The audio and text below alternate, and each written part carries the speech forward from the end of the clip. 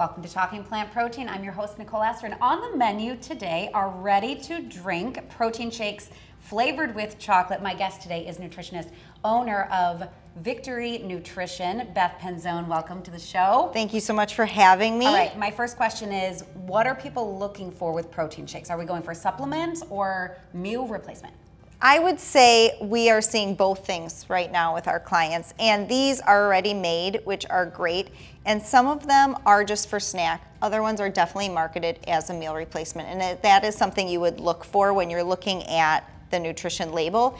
If it's really meant to be a whole meal, it needs to provide carbs, fats, proteins, and enough caloric intake to actually replace a full meal. Okay, let's dig in. Okay, so first we're gonna have Owyn brand, and this is a great, like we said, ready to drink protein shake. Okay. What you're looking for here is, this is amazing, has no added sugars in it.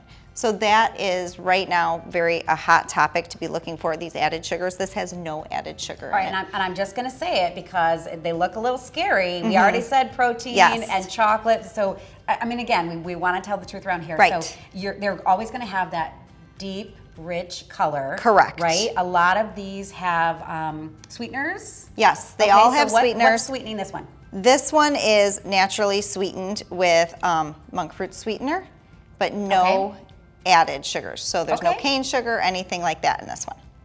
It's not that bad, I gotta tell you. No, it's pretty good. Yeah. I'm gonna say the chocolate flavoring in this is pretty light compared to some of the other ones we're gonna try. I think the actual drink itself is kind of light as well. It's not very thick. Yes, it's not thick. You're gonna see some of the difference in that when we drink some of these other. This is the thinner on the side of consistency. High points of Owyn? So this one, the high points of this is that, again, there's a great ratio also. When you're looking at a label, this is a great ratio of fat to carbs to proteins. Okay, so when you're looking at a protein shake, you want it to be protein based. Sure. And a lot of times, it'll say protein shake, but when you look at the ratio, it's not a higher amount of protein than fats.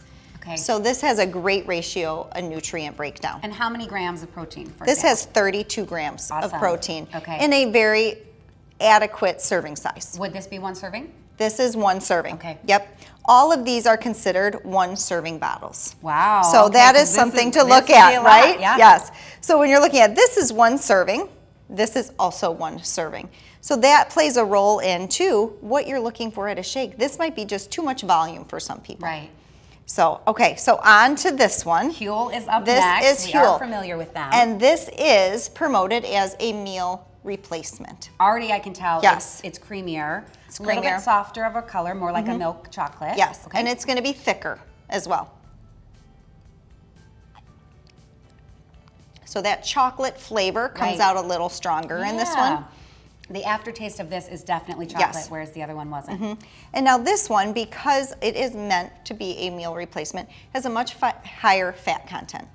Okay. That is what's making this cream base. So you don't necessarily have to shy away from those things that you want carbs, you want fat, you want it to be in a balanced. meal replacement shake. Now this, when we're talking about if you're using it for meal replacement versus a snack or a post-workout kind of supplement, post-workout, this wouldn't maybe be your best option because it does have too much of a fat content, which slows down the absorption. Let's talk about that because the shelves, there are hundreds of options of protein shakes. Yes. So really it depends on what your nutritional need is. Correct. But then also maybe even time of day. Time of day, purpose. Okay. When we're thinking about using these, you're really thinking about fueling yourself. What is the purpose of what you're taking in and what you want to get out of it? If it's a post-workout food, you don't want it to have a lot of fat content because it slows down the absorption. It makes your body work a little bit harder. Okay, last one. Okay, so we have Ripple. This one you'll see, and they have a lot of these different flavors, but Ripple is monk fruit sweetened. It is great.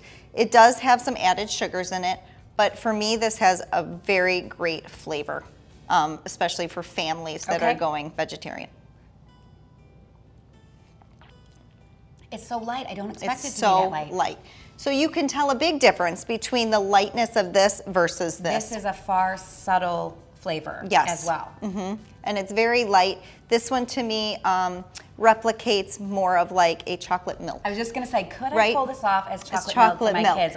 I might be able to. Yes. So this one, when we're looking at families and they're going that route to be plant-based and their kids love chocolate milk and that's kind of what they're missing out, Ripple is definitely one I would say kids can go I mean, to. I am a firm believer if it's not delicious, I'm not going to eat it. So that goes for if it's a sweet, it's got to be worth the calories, but also we have to make nutrition easy, flexible, but Correct. it's got to be good or we're not It going to has get those to. nutrients. So let me ask, these meant to be ready to drink. Right. Is anyone putting this in their smoothie in the morning? Yes. Are we okay? So Yes. maybe we're changing the flavor of some that maybe is not as palatable for us. Correct. Okay. What about coffee? I've seen that as Coffee, well. amazing. Coffee creamers, you can use these as creamers. You want to be, especially iced coffee, you know, during the warmer months, that this is an amazing supplement instead of creamers that are usually dairy-based, high sugar content. This is a great way to start incorporating more protein into your day. Okay. So takeaways are absolutely read the labels. Absolutely read the labels. Know what you're using it for. Because are you using it for a meal? Are you using it for a snack? Children, adults, but know what the purpose is. So let's talk about protein content. I noticed all of them have pea protein. Yes. Any one source something else? Okay, so this one right here, this has a pumpkin seed protein as well. And when you're looking at them allergen-wise, they're all pretty clean, but this one is processed with tree nuts. So that's something you would want to be aware of if you do have allergens in your house. The rest of these are completely allergen-free, but this one does have coconut in it, so that you'd have to be careful with tree nut allergies. Now let's talk sweeteners, especially if you're not used to drinking protein shakes, right? You're going to want something that has a little bit of sweetness to it. For sure. So what are the ones that you personally recommend, and then also what do we have here? Okay, so personally I recommend something that's sweetened with monk fruit sweetener. Okay. That comes from a monk fruit tree, is very natural, and to me it has none of those aftertastes that sometimes you can get with what they consider the category of alcohol sugars.